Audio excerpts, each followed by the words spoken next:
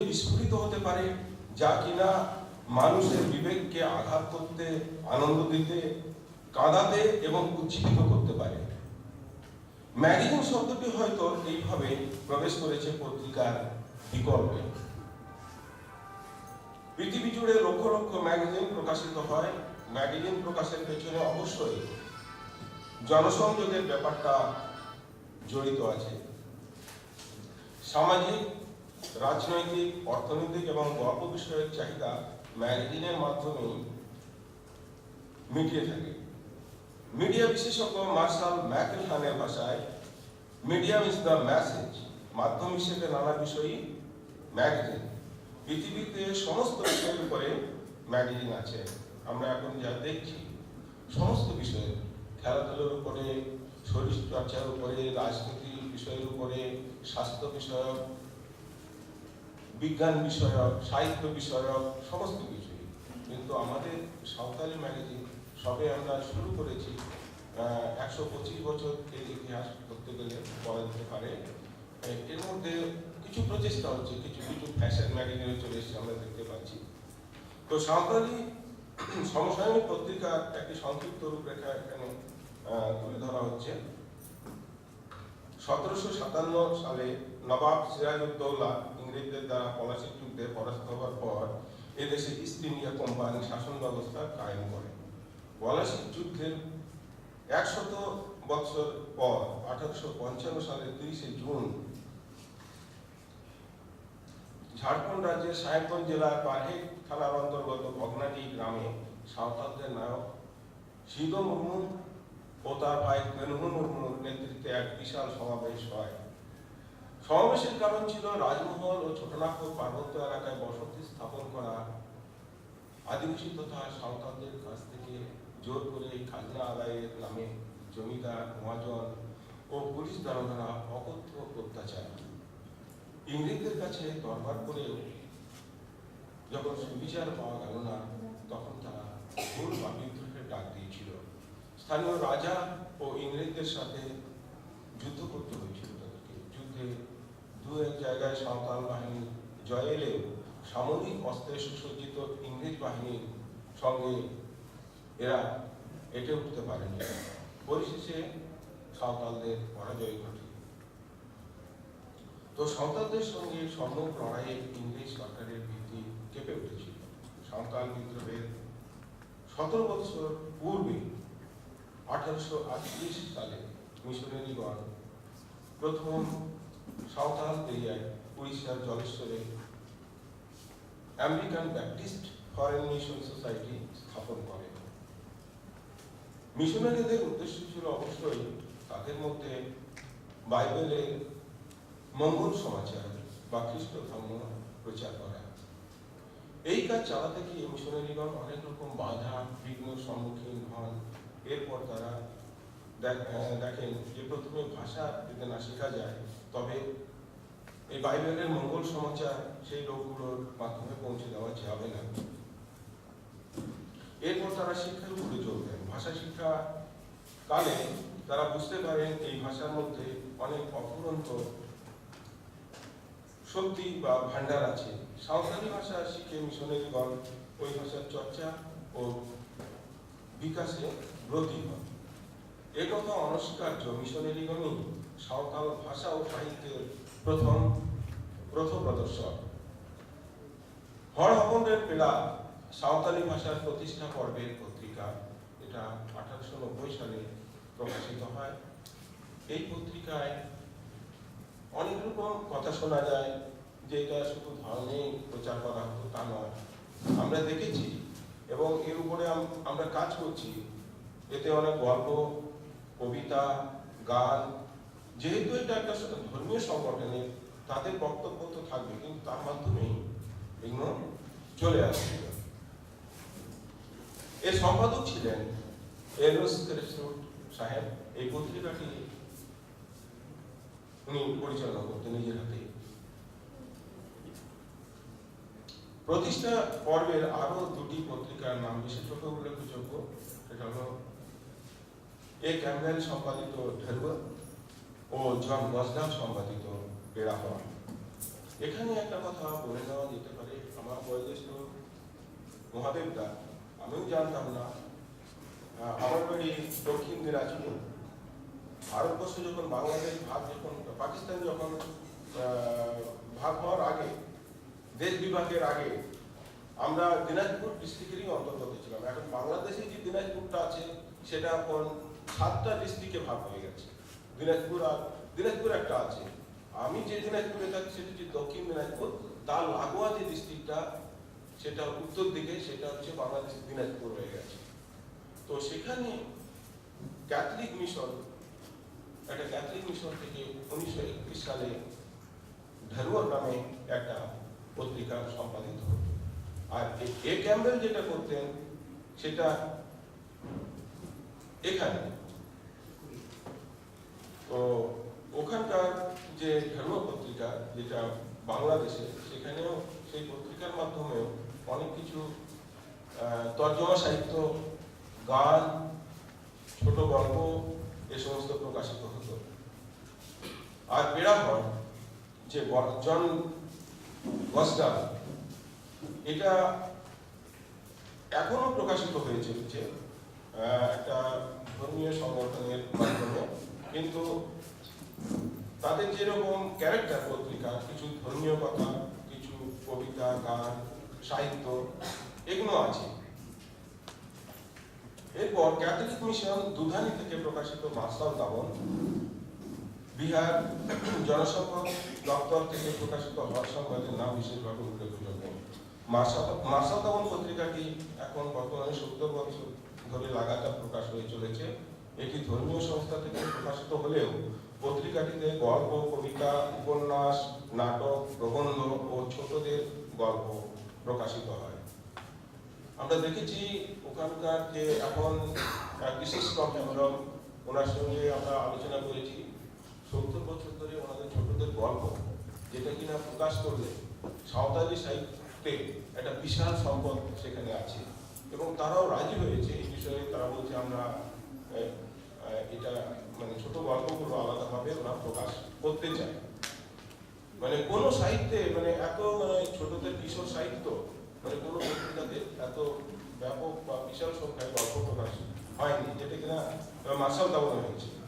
এছাড়া মার্শাল দামন ধর্মীয় পত্রিকা হলে সেখানে সমসাময়িক বিষয়ের উপরে লেখা, জ্ঞান বিজ্ঞানের উপরে লেখা, এই সমস্ত এখনো হয়ে চলেছে। এবং তাদের তো ধর্মীয় কথা তো সেটা তো আছেই তাদের ক্যারেক্টার হিসাবে, কিন্তু আমরা দেখছি যে সাঁওতালি সাহিত্যে মার্শাল দামনের অবদান অনেক উপরে। এই মার্চ মাসের সংখ্যা থেকে জানা গেল যে তাদের মার্শাল দামন পত্রিকায় এখন বর্তমানে তাদের গ্রাহক সংখ্যা হচ্ছে 5000-এর উপর। 7000-এর মতো তারা কপি ছাপায়। শুধু ভারতবর্ষে নয়, ভারতবর্ষের প্রত্যেকটি রাজ্যে এবং বিদেশে, বাংলাদেশ তো আছে, আর বিদেশেও তাদের পাঠক পাঠিকারা আছে।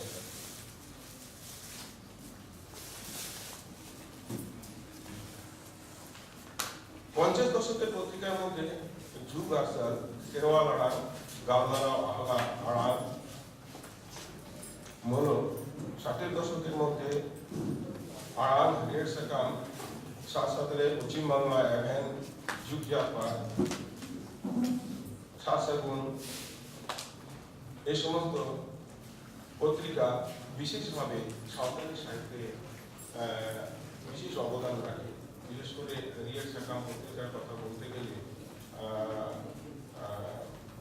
সাঁওতালি সাহিত্যে অনেক কিছুই এর মাধ্যমে আমরা পেয়ে থাকি। 70 দশকের মধ্যে দেবন দেবন, সমাজবাণী, যুগ সৃজন, সুসর তাহার, তেতরে প্রভৃতির নাম বিশেষভাবে উল্লেখযোগ্য। আজকে তেতরের সম্পাদক এখানে আছেন, এর আগেও সমাজবাণী পত্রিকা সম্পাদন করেছেন। ওনার অসাধারণ সম্পাদনার ক্ষমতা সাঁওতালি সাহিত্যকে এখনো সমৃদ্ধ করে চলেছেন তেতরে পত্রিকার মাধ্যমে।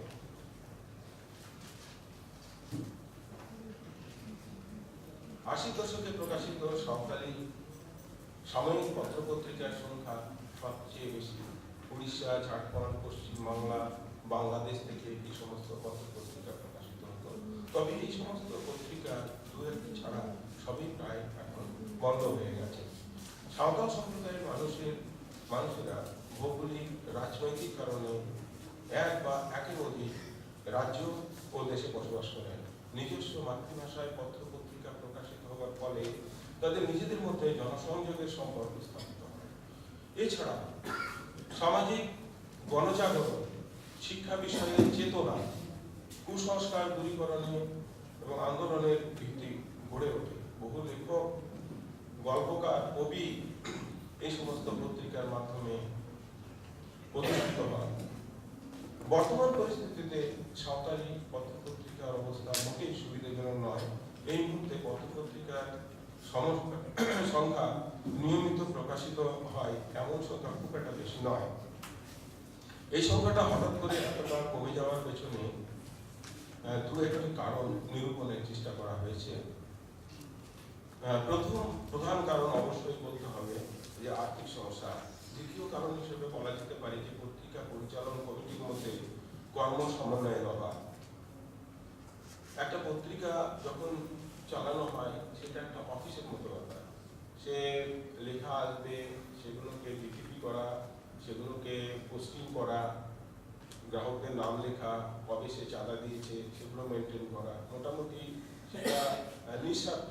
সেখানে আপনারা জানেন যে সাঁওতালি পত্রিকা এখনো মানে আর্থিকভাবে তারা ধুকে ধুকে চলেছে, আর এর মাধ্যমে কেউ কোনো অর্থ উপার্জনের কোনো প্রশ্নই আসে না। নিজেদের স্বার্থে, নিজেদের ভালোবাসার স্বার্থে, সমাজের কথা ভেবে তারা নিরলসভাবে কাজ করে চলেছে। চতুর্থ বলা যেতে পারে ব্যক্তি বিশেষের পক্ষে পত্রিকার সমস্ত কাজকে সময়ের মধ্যে সম্পূর্ণ করা খুবই কঠিন হয়ে দাঁড়ায়। পঞ্চম বলা যেতে পারে সরকারি বিজ্ঞাপন ও সাহায্য এ সমস্ত পত্রিকাতে নেই বললেই চলে। উপরিউক্ত সমস্যাগুলো ছাড়াও আরো এমন কিছু সমস্যা আছে যা পত্রিকার সম্পাদনা ও প্রকাশনায় অন্তরায়ের সৃষ্টি হয়। আমরা আশা করি বিদ্যাসাগর ইউনিভার্সিটি এই সমস্যাগুলির বিষয়ে একটু ভেবে দেখা। ভর্তি ও পরীক্ষা সংক্রান্ত বিষয়ে ইউনিভার্সিটি প্রতি বছর যে বিজ্ঞাপন দিয়ে থাকে, ইউনিভার্সিটি কর্তৃপক্ষ যদি সাঁওতাল পত্রপত্রিকাতে কিছু কিছু বিজ্ঞাপনের ব্যবস্থা করেন তবে কিছুটা উপকার পায়।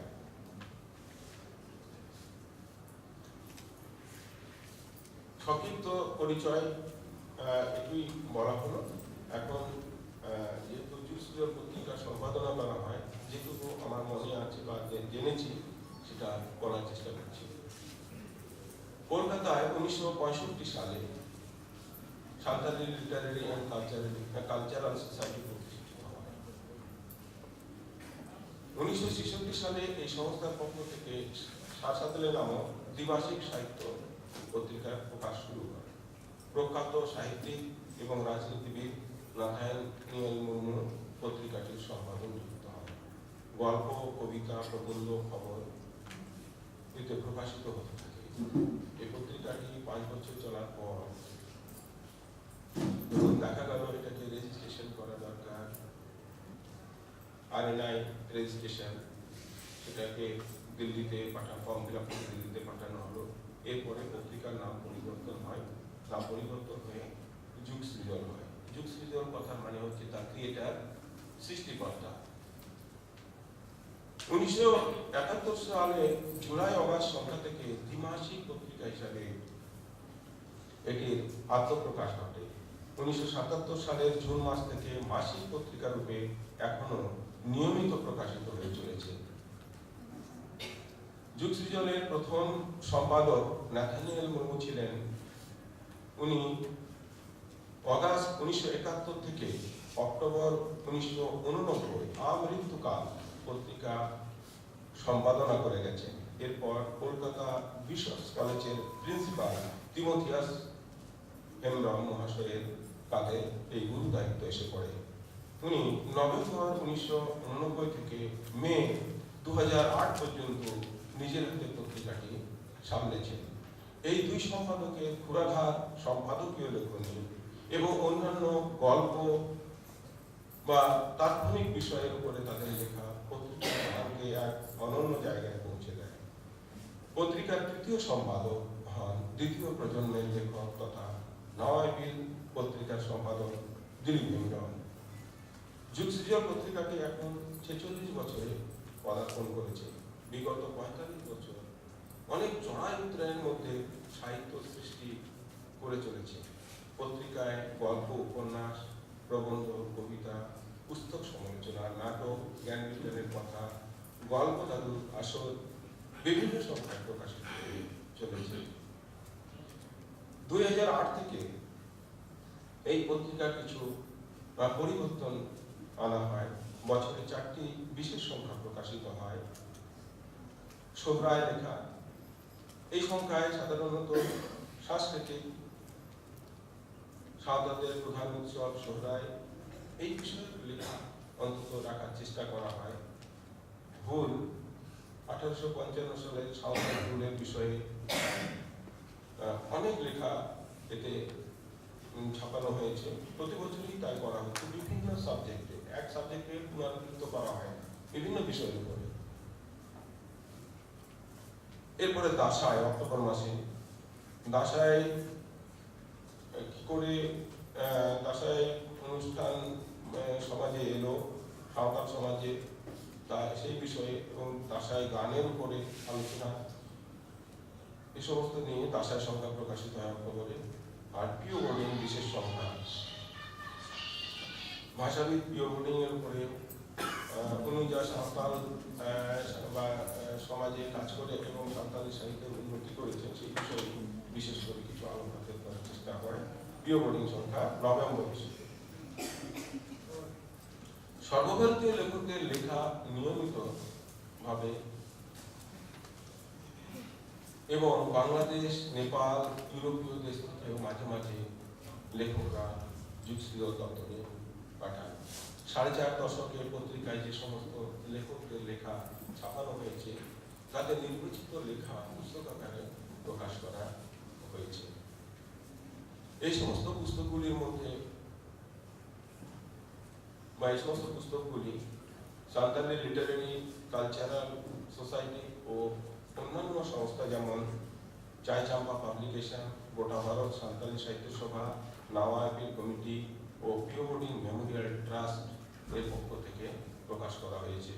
এই সমস্ত পুস্তকের কিছু কিছু স্কুল, কলেজ এবং ইউনিভার্সিটি লেভেলে পড়ানো হয়। উল্লেখযোগ্য পুস্তকের মধ্যে প্রখ্যাত লেখক টি.কে. রাপাজের আরা ইয়ালাপুর নাটক 1974 সালে ছাপানো হয়। মাড়ি কোচরাওয়া বানা 1975 সালে। শিরজন কবিতাবন 1974 বিজ্ঞান বিষয়ের উপরে। অলর পড়া হচ্ছে প্রাইমারি। সাঁওতালি রড় পড়িয়ান গ্রামার, হাজারিবাগ রিয়ার ইতিহাস पहिलाटी, হাজারিবাগ রিয়ার ইতিহাস দোসরাটি। এগুলো টি.কে. রাপাজ কর্তৃক লিখিত। গাথামালা বিভিন্ন লেখকের নির্বাচিত গল্প সংকলন 1975 সালে প্রকাশিত হয়। অ্যাডভোকেট বাসুদেব বেসরা মনে সরেস কাহিনী 1977 সালে প্রকাশ করা হয়। বিজয় টুডুর দোসরা পাহাটা। প্রখ্যাত লেখক নাথানিয়েল হেমব্রমের লেপে গড়মা সন্দেশ, গল্প দাদুর আসর থেকে উনি যেটা লিখতেন সেখান থেকে এটা সম্পাদিত।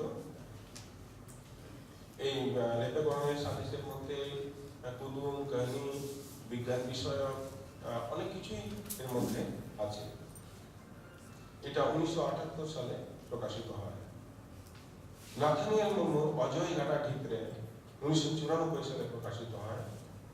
নাথানিয়েল মুর্মুর আরেকটি বই সাঁওতালি পার্সি আর ওনার তায়ম দ্বারা, এটাও একটা বই, ছোটি বই, এটাও প্রকাশিত হয়।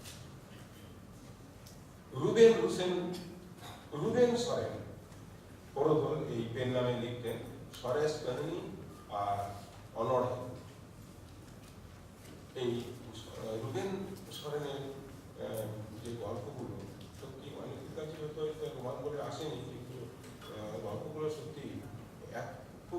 স্ট্যান্ডার্ডে, মানে এত রস এবং কাহিনীর প্লট পড়লেই সেটা বোঝা যায়। বিখ্যাত লেখক মানিক চাঁদ হালদার, উনি যুগ সৃজনের প্রকাশকাল থেকে ওনার লেখা ছাপছে, এখনো উনি লিখে যাচ্ছেন, এখন ওনার বর্তমান বয়স 87। ওনার বই 2009 সালে প্রকাশিত হয় কারামুনের। এতে এটা মূলত গল্প সংকলন। ইজিকেল হেমব্রম, ওনার একটু গল্প সংকলন সোনা 2010-এ। দূরবীন সরেন একরা, এটা একটা উপন্যাস, 2012 সালে প্রকাশিত হয়।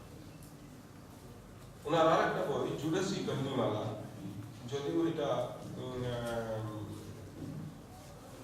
হ্যারিয়েট সাকাম পাবলিকেশন থেকে প্রকাশিত ছিল, পরে আবার গোটা ভারত সান্তালি সাহিত্য সমিতি থেকে 2012-তে প্রকাশিত হয়। মনোজ হেমব্রম পত্রিকার যে সহ-সম্পাদক। স্যাঙ্গেরপুর ডক্টর ক্লেমেন্ট সরেন দোসারা দাঁড়ায় উপন্যাস, 2016। পিপি বাস্কে সেন্দ্রা কাকা অ্যাডভেঞ্চার কাহিনী, 2016।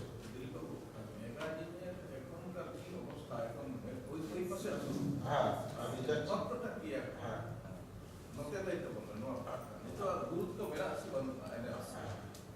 হ্যাঁ রমেশ কিশোর পিও বোর্ডিং জীবনচুরি, আরো কয়েকটি বই প্রকাশের অপেক্ষায় আছে, যেমন মানিক চাঁদ হালদার সেজে প্রখ্যাত লেখক আন্দ্রেয়াস মুর্মু, উনি তো কয়েকটা এখানে ডিটেকটিভ গল্প। এই সমস্ত সাঁওতালি সাহিত্যের এক অনবদ্য সম্পদ। এই সংকট মুহূর্তে যুগ সৃজন নিয়মিত প্রকাশিত হয়ে চলেছে পাঠক ও লেখকদের সহযোগিতা এবং ভালোবাসায়। এখানে যে সাবজেক্টটা দেওয়া হয়েছে যুগ সৃজনের উপরেও কিছুটা বলতে বলা হয়েছে, তার গুরুত্ব কি, ওই জন্যই এই বৈশিষ্ট্যটা একটু লিখে আনা হয়েছে, ওই জন্য এটা বলা। আর বর্তমান যে এখনকার সময়ে পত্রপত্রিকার অবস্থা কিছুটা আলোকপাত করা হয়েছে আমার আগের কথাতে, যে যে সমস্যাগুলো বললাম, যে একটা পত্রিকা চালাতে গেলে কি কি সমস্যার সম্মুখীন হতে হয় এবং তারা কি পরিস্থিতিতে পত্রিকাগুলো চালাচ্ছে। হ্যাঁ, এবং এখন যে পত্রিকার যারা পাঠক, এখন তো স্কুল কলেজ বিশ্ববিদ্যালয় সব জায়গায় এখন সাঁওতালিতে পড়াশোনা হচ্ছে। সাঁওতালি পত্রিকার পাঠক পাঠিকা এখন আগে যেরকম 80-র দশকে ছিল যেরকম একটা তার জোয়ার, এখন সেরকম মনে হয় না। তবে আমরা এর কারণ অনুসন্ধান করেছি কেন এগুলো এখন এতটা ভাটা পড়ে গেছে। অনেকে বলছে যে যুগোপযোগী লেখা পত্রিকার মাধ্যমে প্রকাশ হয় না, সেটাও একটা কারণ বলা যেতে পারে।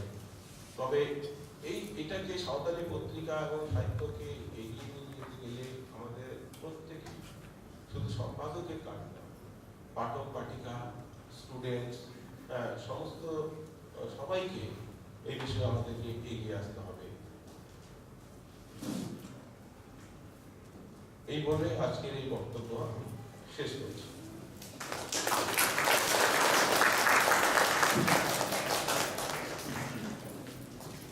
Editor Yusrijon, manakam dili kono inshallah akan tahu akan warna muluk akan magazine nak pakai lagi kita diskon ehok kena.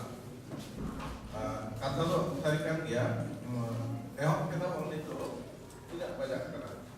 Nodi nyel dah kalau dosa pun ekar hak pura ujinya. To itu baik pura. Ini orang itu memang dia kena tak nyam kalau teh. Itu di Santali department niya adola te sharap ke tari khato manu bi nagaro kana ape jahan pe lei ta bana node sit menda node the importance of Santali magazine is present scenery tanita dosare Santali magazine der gurutto se enam se mahotto ye mera dua bakra ko galmara magazine tiskon uchano kana ukalka kala kana karon ma aiba gena itu orang manusia di pemulai kana karon tidak bang uchano tidak waktu pernah ada, masuk nak mereka ayam masuk kalau, orang itu